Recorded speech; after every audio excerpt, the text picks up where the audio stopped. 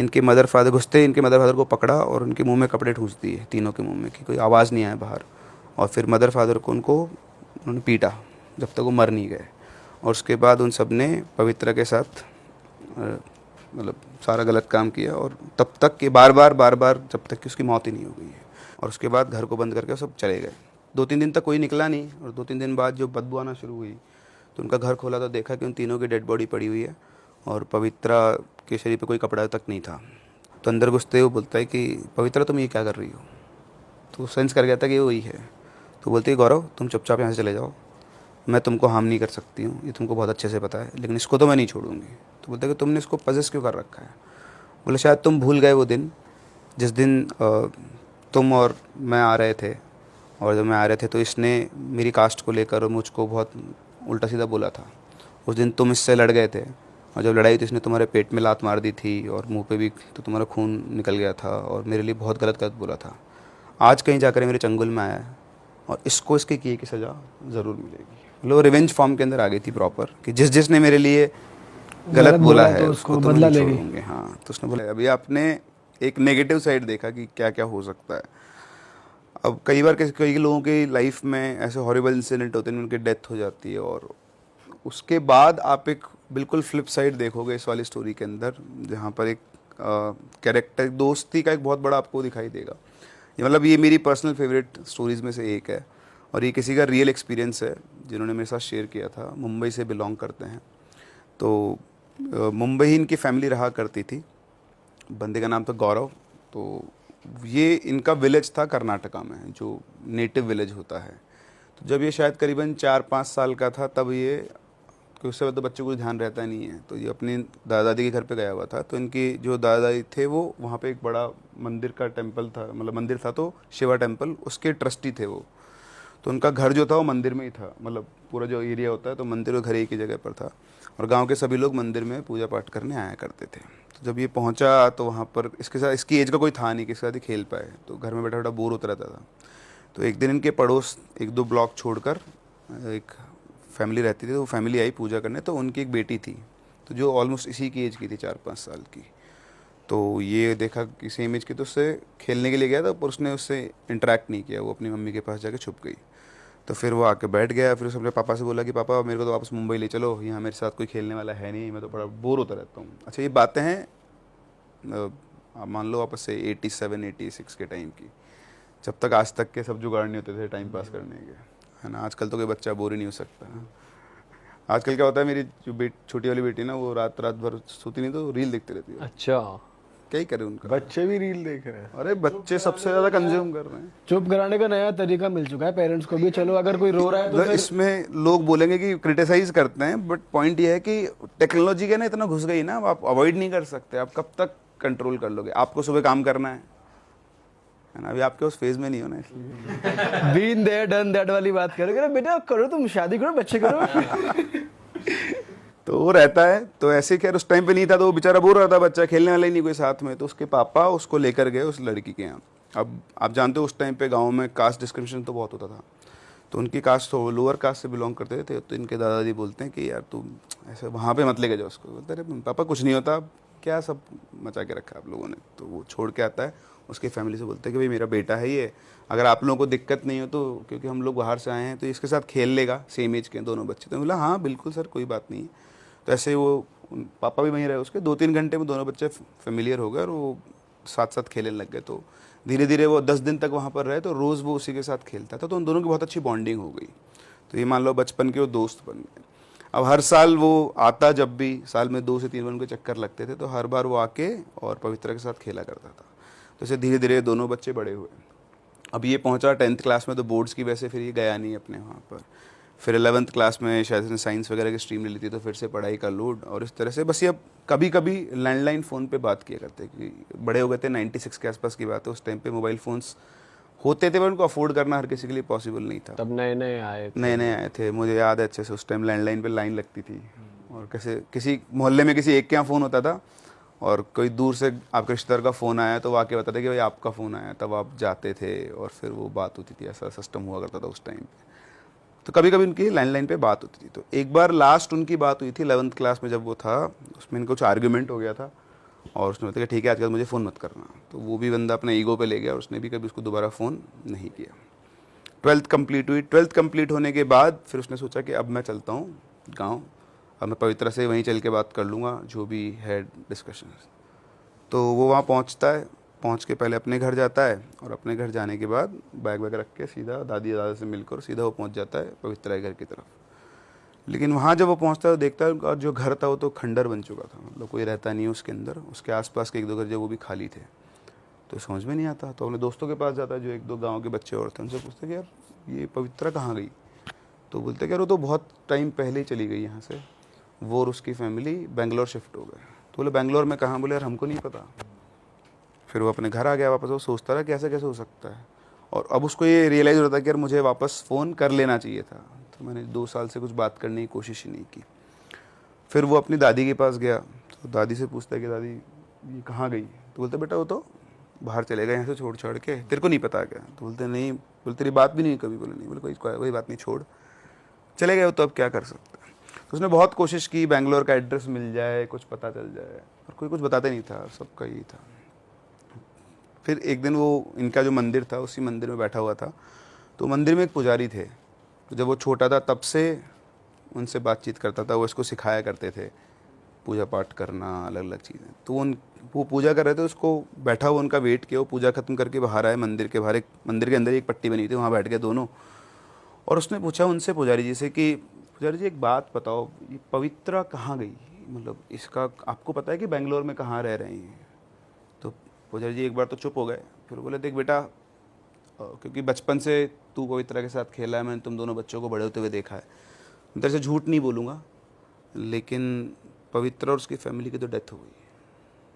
तो बोलता डेथ हो गई है? बोले हाँ, लेकिन सब लोग तो बोल रहे हैं कि वो तो बेंगलोर रहती है। तो बोले वो तो तेरे दादा दादी उन्होंने सबको बोल रखा है कि जब भी वो आएगा तो उसको ये नहीं बोलना है कि उसके साथ कुछ हो गया है, क्योंकि उसका बहुत अटैचमेंट था उससे, तो इसलिए तेरे को सब ये बोलते हैं, लेकिन सच्चाई कुछ और है। तो बोलता है मुझे बताओ क्या सच्चाई है। उसने बताया कि जब वो बड़ी हुई, तो जैसे जब तुमने तो आना बंद कर दिया, 2-3 साल तुम नहीं आए थे, तो यहाँ पे क्या है, कुछ लोग अब जहाँ भी वो रहते थे तो कुछ इन्फ्लुएंशियल लोग हैं, उनके जो बच्चे हैं, लड़के थे उनके, तो वो उसको टीज़ किया करते थे। रास्ते चल रही है तो गलत जगह पर टच करना, इस तरह से छेड़ना उसको, उनकी गंदी नज़र थी उसके ऊपर। तो एक बार क्या हुआ कि वो रात के टाइम पे आ रही थी, तो उसको उन्होंने छेड़ा, तो उन्होंने क्या कि पुलिस कंप्लेन कर दी। तो पुलिस कंप्लेन कर दी, उन्होंने पूरी रिपोर्ट की उनके अगेंस्ट। 2 दिन तक उनको जेल में रखा, लेकिन कोई एविडेंस था ना, छोड़ दिया। तो वो उन्होंने अपनी ईगो पे ले ली। फिर उसके बाद एक दिन रात के टाइम पर वो लड़के दोनों और उनके साथ 2 और लड़के वो इनके घर में घुसे। इनके मदर फादर घुसते, इनके मदर फादर को पकड़ा और उनके मुंह में कपड़े ठूंस दिए, तीनों के मुंह में, कि कोई आवाज़ नहीं आए बाहर। और फिर मदर फादर को उन्होंने पीटा जब तक वो मर नहीं गए। और उसके बाद उन सब ने पवित्रा के साथ मतलब सारा गलत काम किया, और तब तक कि बार बार जब तक कि उसकी मौत ही नहीं हो गई है। और उसके बाद घर को बंद करके वो सब चले गए, और पूरे मोहल्ले में किसी को कुछ भी नहीं पता।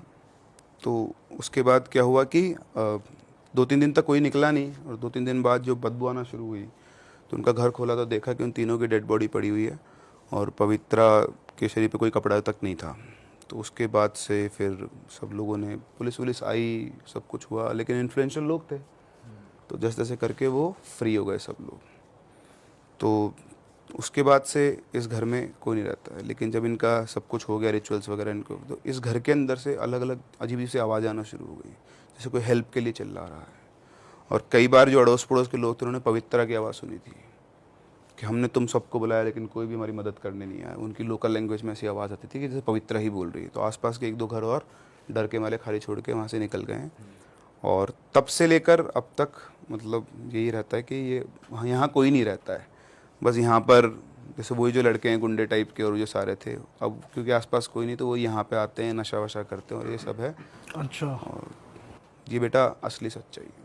तो ये सुनते ही तो उसका तो बिल्कुल दिल बैठ गया कि यार ये सब तो मुझे पता ही नहीं था, और पवित्रा को वो खो चुका है। तो उसे बहुत दुख हुआ, उसको समझ नहीं था कि वो क्या करे। वो गया अपने घर पे और अपने रूम में जाकर बैठकर सोच लगा कि वो क्या करे। तो फिर उसने डिसाइड किया कि अब जो भी है वो, अच्छा सब लोग ये बोलते थे कि वो उसकी स्पिरिट जो है उसी घर में है, उसी खंडर में रहती है। तो उन्होंने डिसाइड किया कि अब वो तो जाएगा वहाँ। अच्छा, जब से सब इंसिडेंट हुए थे उसके बाद से जैसे वहाँ पे आके वो नशेड़ी लोग सब बैठने लग गए, ये सब हुआ, और वहाँ पे क्या 1-2 डेथ्स भी हो गई थी, तो ये आएगी सामने आपको। जो वो जो लड़के थे वो सब भी, उनकी भी मौत हुई है और वहीं हुई है उसी घर के अंदर। तो वहाँ पे पुलिस पेट्रोलिंग करने लग गई। तो हर आधा घंटा 1 घंटे में पुलिस की जिप्सी वहाँ पे आया करते, शाम को तो स्पेशली आया करती थी। और वो जो रास्ता था शाम को 5 बजे उस रास्ते से कोई नहीं गुजरता था, क्योंकि जो भी वहाँ गुजर गया और उसने कभी भी किसी भी केस में इन केस पवित्रा के साथ मिसबिहेव किया हुआ था, जब वो जिंदा थी तब, तो वो उनको पजेस कर लेती थी, ऐसा कुछ होता था। तो जो लड़के थे जिन्होंने रेप किया था और जो फिर फ्री घूम रहे थे, तो कभी ना कभी वो उस रास्ते से गुजरे हैं, और गुजरने के बाद दोबारा जिंदा नहीं बचे वहाँ के पास। तो वो जो चारों थे, वो चारों की तो डेथ हो गई थी उससे, तो उन सबसे तो उसने बदला ले लिया था अपना। तो इसलिए वो घर हॉन्टेड था और गली में रात के टाइम कोई नहीं गुजरता था। तो 5 बजे के आसपास गौरव पहुंचा वहाँ पर। तो उनका जो घर था, उसके घर के सामने एक छोटा सा पार्क था जहाँ पे वो दोनों बचपन में खेला करते थे, और उसी पार्क के एक बेंच थी, उसके ऊपर वो बैठा हुआ था और उस घर को देख रहा था। फिर उसने चारों तरफ देखा, कोई नहीं है, तो उस घर के अंदर चला गया जो हॉन्टेड घर था। तो घर के अंदर पहुंचा, 5-7 मिनट वो बैठा, एक जगह पर जाके बैठ गया। तो बैठते उसको एक अलग टेम्परेचर ड्रॉप फील हुआ, ठंडा सा। और फिर उसके बाद उसको आवाज़ आई कि तुमने बहुत देर कर दी गौरव आने में। तो उसको पवित्रा की आवाज़ आई। उसने चारों तरफ देखा, कोई नहीं। पहले उसका नाम बोला उसने, गौरव। फिर उसने बोला कि, तो उसने चारों तरफ देखा तो उसको कोई नहीं दिखा। फिर चुपचाप बैठ गया। फिर चुपचाप बैठा तो उसको फिर से आवाज़ आती है कि गौरव ने उससे बोला कि आई एम सॉरी, मैं आ नहीं पाया। मुझे जब पता लगा, मतलब रोने लग गया था, उसकी आंखों से आंसू निकलना शुरू हो गए, इमोशनल हो गया था वो जो भी आवाज़ है उसको रिप्लाई करा था। उधर से वापस आवाज़ आती है कि तुम्हारी गलती नहीं थी उसके अंदर, गलती मेरी थी कि मैंने तुमसे आर्ग्यू किया और उसके बाद दोबारा कभी तुमको कॉल नहीं किया। लेकिन मैं खुश हूँ कि आज तुम यहाँ पर आए, और मुझे बहुत अच्छा लग रहा है कि तुम हो, क्योंकि तुम ही मेरे दोस्त थे। क्योंकि मैं लोअर कास्ट से बिलोंग करती हूँ, तो पूरे गांव ने, जो भी लोग रहते थे, सब ने मुझे हमेशा उल्टा ही बोला, लेकिन तुम ही एक थे जो बचपन से मेरे साथ खेले और आज तक भी, मतलब तुम मेरे लिए यहाँ पर आकर बैठे हो। तो मैं बहुत खुश हूँ, जो हो गया वो हो गया, तुम भी उससे आगे बढ़ो, लेकिन मैं हमेशा तुम्हारे दोस्त तो रहूँगी। तो इधर से वो बोलता है कि मैं तुम्हें देख क्यों नहीं पा रहा हूँ, तुम्हारी आवाज़ तो मुझे आ रही है पर मैं देख नहीं पा रहा हूँ। तो बोलते जब टाइम आएगा तब तुम मुझे देख भी लोगे, अभी तुम यहाँ से जाओ। तो बोलता कि नहीं मैं तो अभी रुकूँ। बोला नहीं, अभी तुम यहाँ से जाओ, क्योंकि तुम्हें खतरा हो सकता है, क्योंकि सेफ़ नहीं, पुलिस वगैरह, मतलब उसका वैसा था। तो उसने बोला कि ठीक है। उसके कहने पर वो उठ के वहाँ से चला जाता है, आता है, खूब रोता है। फिर अगले दिन वापस से उन पंडित जी के पास पहुँचता है और पता करने के लिए कि क्या हुआ क्या नहीं हुआ, कैसे चीज़ें हैं। तो वो पहुँचा वहाँ पर, तो उसने पंडित जी से पूछा कि पंडित जी, मतलब आपने तो बता दिया कि उसकी डेथ हो गई थी, उसके बाद क्या हुआ? तो उन्होंने बताया कि उसके बाद वो जो लड़के थे जिन्होंने उसके साथ गलत किया था, एक एक करके उसने उन सबको, मतलब जब भी वहाँ से गुजरे तो उनको उसने मार दिया। और कई लोगों को, मतलब जो भी उसको कुछ गलत बोलता था कभी भी, तो वो किसी ना किसी फॉर्म में उनको हार्म कर देती थी। तो उसने बताया कि मैं कल गया था वहाँ पे। तो बोले तुम गए थे? बोलते हाँ, और मुझे पवित्रा की आवाज़ सुनाई थी। तो पंडित जी बोले तुम सच बोल रहे हो? तो बोलता कि मंदिर में बैठा हूँ, मैं झूठ क्यों बोलूँगा। तो बोले मैं कल गया था, मुझे उसकी आवाज़ सुनाई दी, लेकिन मुझे वो दिखाई नहीं दी, मुझे तो उसने कुछ भी हार्म नहीं किया। तो उसने कहा कि वो तुमको हार्म नहीं कर सकती, क्योंकि तुम ही उसके एक दोस्त थे पूरे गांव के अंदर, तो तुम उसके सबसे क्लोज रहे हो, और इसलिए वो तुमको हार्म तो नहीं करेगी।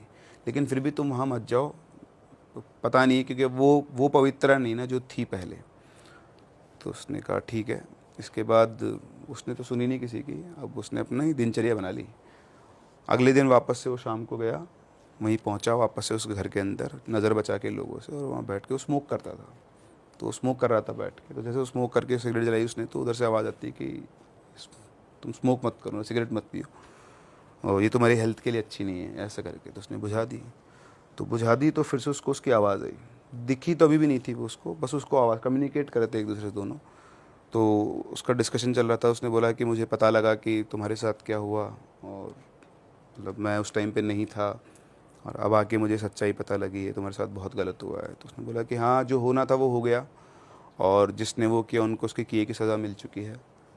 और कोई भी ऐसा इंसान जिसने, जब मैं ज़िंदा थी, मेरे बारे में गलत बोला, या क्योंकि तुम मेरे सबसे अच्छे दोस्त थे, तुम्हारे लिए भी किसी ने गलत बोला, अभी भी ऐसे बहुत सारे लोग हैं, तो उनका नुकसान तो होगा ही होगा, मैं उनको किसी को भी नहीं छोड़ूंगी। तो बोलता है कि नहीं, अब तो ऐसा कोई है नहीं, तुम मतलब पता नहीं मैं क्या बोलूँ क्या नहीं बोलूँ, मुझे समझ में आता कि मुझे तुम दिखते तो हो नहीं और अब मैं कुछ कर भी नहीं सकता हूँ, लेकिन हाँ बस ये है कि मैं यहाँ आता हूँ तुमसे बात करने के लिए। और इस तरह से उनके कम्युनिकेशन हुए, बैठे वो, फिर उसने वापस से, अच्छा बीच बीच में पुलिस की जब से आते तो छुप जाता था उठ के खंडर के अंदर ही कहीं ना कहीं पर, तो उसको कोई हार्म नहीं था। उसके बाद फिर वापस आ गया उस दिन रात को। अब रात को जब वो आया वापस तो उनके घर के जो पुजारी, मंदिर में ही थे पुजारी जी, तो कोई आते हैं गेट बजाते हैं लोग, तो गेट बजाते हैं तो पुजारी जी को जगाते हैं, तो ये लोग भी उठ के आ जाते हैं। तो बोलते हैं कि वो एक लड़का है सुरेश, उसके अंदर किसी की आत्मा आ गई है और वो बहुत अजीब सा बिहेव कर रहा है। उसके पेरेंट्स से आते हैं एक्चुअली कि हमारे लड़के को पता नहीं क्या हो गया है, घर पे आके बहुत अजीब सा बिहेव कर रहा है और हमने उसको एक कमरे में बंद किया हुआ है, वो उसकी बहन को मारपीट कर रहा है, हमसे मारपीट कर रहा है, तो आप जल्दी चलो। तो पुजारी जी जाते हैं, तो ये समझ तो जाते हैं कि वो कहीं ना कहीं वो पवित्र है। तो इधर से गौरव बोलता है कि मैं भी चलूँ आपके साथ, बोलते हैं नहीं नहीं, पहले मैं देख के आता हूँ, अगर तुम्हारी ज़रूरत होगी तो मैं बता दूंगा तुमको। तो वो वेट करता है पंडित जी का, वो जाते हैं, वापस से आते हैं और उसको सारा इंसिडेंट बताते हैं कि उसके अंदर कोई बहुत पावरफुल स्पिरिट आ गई है और वो बहुत अजीब सा भी, खुद को भी हार्म कर रहा है, सबको हार्म कर रहा है। तो उसने पूछा वो पवित्र है क्या? तो पंडित जी बोलते हैं लग तो ऐसे ही रहा है कि वो है, पर देखते हैं, एक तांत्रिक को बुलाया है जो उसको कंट्रोल कर सकता है। तो उसने बोला कि पंडित जी मैं चलूँ आपके साथ एक बार? तो उसके पापा बोलते, उसकी जो फैमिली बोलते हैं नहीं नहीं तेरे को जाने की जरूरत नहीं है। तो पंडित जी के पास जाता, बोलते हैं पंडित जी आप मेरे को लेकर चलो, अब तो बड़ा हो गया था क्योंकि, तो हो सकता है मैं एक बार कोशिश करता हूँ। तो उसके पापा ने मना कर दिया कि नहीं नहीं तू, तो पंडित जी ने समझाया कि देखो साहब ये 2 दिन से जा भी रहा है उस खंडर में, ये उससे बातचीत भी करा जैसे बताता है, तो इसको वो हार्म नहीं करेगी, आप चिंता करो, साथ में मैं जा रहा हूँ, हो सकता है कि उस लड़के की भी ज़िंदगी का सवाल है। तो वो जाते हैं अंदर, तो वहाँ पहले तांत्रिक पहुँच चुका होता है, तो तांत्रिक होता है, पुजारी होते हैं, गौरव होता है, तीनों वहाँ पहुँचते हैं। और पहुँचने के बाद वो लोग बोलते हैं कि तांत्रिक घुसरान बोलता है कि ये बहुत शक्तिशाली है और इसके लिए तो मतलब थोड़ा वो करना पड़ेगा। तो गौरव बोलते हैं कि आप रुक जाओ, मैं इसको हैंडल कर लूँगा।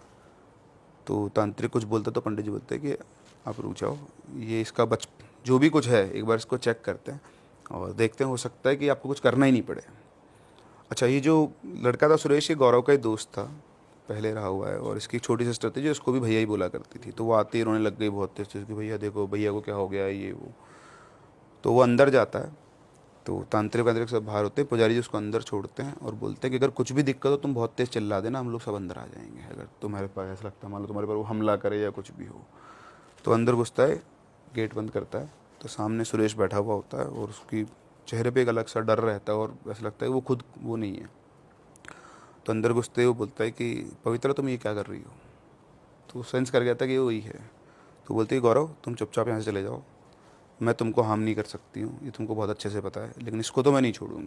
तो बोलते हैं कि तुमने इसको पजेस क्यों कर रखा है? बोले शायद तुम भूल गए वो दिन जिस दिन तुम और मैं आ रहे थे, और जब मैं आ रहे थे तो इसने मेरी कास्ट को लेकर और मुझको बहुत उल्टा सीधा बोला था। उस दिन तुम इससे लड़ गए थे और जब लड़ाई तो इसने तुम्हारे पेट में लात मार दी थी और मुंह पे भी, तो तुम्हारा खून निकल गया था और मेरे लिए बहुत गलत गलत बोला था। आज कहीं जाकर मेरे चंगुल में आया है और इसको इसके किए की सज़ा ज़रूर मिलेगी। मतलब रिवेंज फॉर्म के अंदर आ गई थी प्रॉपर कि जिसने मेरे लिए गलत बोला है तो उसको उसको तो मैं बदला नहीं लेगी। छोड़ूंगी। हाँ तो उसने बोला कि देखो तो बहुत पुरानी बात है, बचपने में किसी ने कुछ बोल दिया तुम उसको वो क्यों लेके बैठे? बोले नहीं, वो एडमेंट थी कि नहीं मैं तो इसको नहीं छोड़ूंगी। फिर समझाया कि देखो तुम भी एक लड़की रही हुई हो, इसकी जो सिस्टर है वो मुझे भैया बोलती है, अगर तुमने इसको कुछ हार्म कर दिया तो सोचो इसकी फैमिली का क्या होगा। तो बोलती मुझे इससे कोई मतलब नहीं है किसका क्या होगा क्या नहीं होगा, तुम चुपचाप यहाँ चले जाओ। तो मैं पहले ही बोल चुकी हूँ, वापस से बोल रही हूँ कि ये तो नहीं बचेगा, लेकिन तुमको मैं कुछ भी नहीं कर सकती। तो बोलता है कि अगर तुम मुझे दोस्त मानती हो तो उस दोस्ती के वास्ते बोल रहा हूँ कि इसको छोड़ दो, ऐसा मत करो, कोई बात नहीं, इसको माफ़ कर दो, इसने तुम्हारा उससे ज़्यादा तो कोई नुकसान नहीं किया। तो वो नहीं मानी, तो उसने जाके क्या उसका हाथ पकड़ा सुरेश का, तो उसका जो हाथ था उसको हाथ में ही फोर्स फील हो रहा था कि बहुत स्ट्रॉन्ग फोर्स है। तो उसने बोला कि तुम मेरी बात को समझो, ऐसा कुछ नहीं है, ये तो आप इसकी फैमिली का क्या हो गया, मर गया कुछ हो गया। तो उसने बहुत समझाया उसको, समझाने उसने बोला कि ठीक है तुम हो इसलिए मैं इसको छोड़ रही हूँ। तो जैसे उसने बोला एकदम से उसका हाथ ढीला पड़ गया और उसके पास में से एक ठंडी सी हवा सी निकली और सब नॉर्मल, सुरेश नॉर्मल हो गया। बहुत ज़्यादा थकान से उसको फील हो गई थी, तो उसको तो लिटा दिया, बाहर निकला गेट से, बोलता है कि अब सब ठीक है। फिर वो पुजारी जी के पास गया, तो पुजारी जी ने पूछा कौन थी? तो पवित्रा ही थी, मैंने उसको समझाया है और अब वो चली गई है। तो यहाँ पे जाके ये वाला इंसिडेंट ख़त्म हुआ। तो अब सबको ये पता लग गया कि भाई गौरव जो है ना उसको ये हार्म नहीं करती है। तो वहाँ से वो निकलता है। अब निकलने के बाद अपने घर पहुँचता है, वो पंडित जी भी साथ में आते हैं। फिर वहाँ पे आके उसके फादर से इनका डिस्कशन होता है। तो उसके फादर को पंडित जी ने सबको समझा दिया कि देखो सर, ये जा भी रहा है, इसको कोई हार्म नहीं हुआ है, और वो आज भी जो हुआ है वो लड़का इसी की वजह से आराम से बच पाया है, वरना कुछ भी हो सकता था। तो उसके फादर भी समझते थे। तो उन्होंने, पंडित जी ने कहा कि देखो गौरव, तुम ही हो जो अब उसको मुक्ति दिला सकते हो, तो तुम उससे बात करो और ये देखो कि क्या हो सकता है क्या नहीं हो सकता है। तो उसके फादर पहले तो थोड़ा वो रेजिस्ट करे, फिर उनको समझ में आ गया कि ठीक है। उन्होंने बोला कि ठीक है, ये बिल्कुल सही है, क्योंकि ऐसे अगर गांव में चलता रहेगा तो फिर कोई सोल्यूशन नहीं निकलेगा। तो अगले नेक्स्ट डे मतलब वापस से गौरव शाम को वही 5-6 बजे के आसपास वहीं पे जाता है। तो उसको कोई आवाज़ नहीं आती, बहुत देर तक बैठा रहता है। फिर वो वापस से सिगरेट जलाता है। तो जैसे ही सिगरेट जलाता है वापस से उसको आवाज़ आती है कि तुम स्मोक मत करो, मतलब सिगरेट नहीं पीनी है तुमको। उसने बोला मैं पी नहीं रहा था, तुम आई नहीं रही थी तो मेरे को जलानी पड़ी। फिर उसने बोला कि थैंक यू, तुमने मेरे कहने पे कल उसको छोड़ दिया, सुरेश को, है ना। और तो उसने बोला कि तुमको बीच में नहीं आना चाहिए था। बोलता मैं बीच में नहीं आता, लेकिन तुमको पता है कि उसका इतना बड़ा कोई वो था नहीं, वो तो जो पास था वो हो गया, उसको छोड़ना था, और उसकी फैमिली का क्या होता है इसलिए। तो ऐसी बातचीत हुई उनके बीच में। फिर वो बोलता है कि मैं इतने दिनों से यहाँ आ रहा हूँ, मैं तुम्हारी आवाज़ सुन सकता हूँ लेकिन मैं तुमको देख नहीं सकता, मेरे को तुमको देखना है। तो बोलती कि तुम मुझे देख पाओगे लेकिन जब सही टाइम आएगा। तो बोलता सही टाइम कब आएगा। तो पूछती कि तुम कितने दिन और हो यहाँ पर। बोलते मैं 4 दिन और हूँ। बोले ठीक है, तुम आज रात को 8 बजे के बाद आना, फिर तुम मुझे देख पाओगे, लेकिन सिर्फ तुम ही मुझे देख सकते हो, कोई और नहीं देख पाएगा। तो बोलता है ठीक है। बोलते तुम अभी जाओ और करीबन 8 बजे के बाद ही वापस आना। तो 8 बजे के बाद वापस आता है, अंदर पहुंचता है, बिल्कुल अंधेरा। तो बैठता है वहाँ जाकर, थोड़ी देर बैठ के फिर वापस से बातचीत शुरू होती है। तो बातें करते करते अचानक से उसकी आंखों के सामने एक लाइट आती है वाइट कलर की, और थोड़ी देर के अंदर वो लाइट पूरा उसकी फ्रेंड का फॉर्म ले लेती है, जो लास्ट टाइम उसने उसको देखा हुआ था उसी फॉर्म के अंदर। तो उसको देखते वो रोना शुरू कर देता है। रोते रोते बहुत देर तक रोता है, फिर अपने आप को संभालता है। फिर वो बातचीत करते हैं आपस में। तो उससे बोलता है कि मतलब तुम्हारी जो जगह है मतलब मेरी लाइफ में, वो एम्प्टीनेस तो हमेशा रहेगी, क्योंकि तुम मेरी चाइल्डहुड फ्रेंड रही हो और उसको कोई रिप्लेस नहीं कर सकता। मैं और कुछ तो नहीं कर सकता, लेकिन तुम मुझे ये बता दो कि तुम्हें मुक्ति कैसे मिलेगी, मतलब तुम क्या चाहती हो जिससे तुम्हारा, अब तुमने जो करना था वो कर लिया, रिवेंज ले लिया, अब इस तरह से बाकी गांव वाले यहाँ डर डर के जिए और हाँ, मुझसे अच्छा ही बताओ कि अब तुम्हें कैसे मुक्ति मिल सकती है। तो ये सब बात पंडित जी ने उससे कही थी कि तुम ये पता करो कि हम उसकी कैसे हेल्प कर सकते हैं ना, वो एटर्निटी के लिए यहीं पर ट्रैप्ड रह जाएगी। तो उसने कहा कि मुझे ज़्यादा कुछ नहीं चाहिए, ये जो जगह है जहाँ ये घर है इसको हटाकर यहाँ पर एक चिल्ड्रंस पार्क बना दो, और ये हर कास्ट के बच्चों के लिए ओपन रहना चाहिए। मतलब ये जो कास्टिज्म वाला सिस्टम है इसको आप थोड़ा सा वो डाइल्यूट कर दो, कि गांव के अंदर उसने बहुत इस चीज़ को झेला है और वो आगे जनरेशन्स में ये चीज़ को झेलना नहीं चाहती है।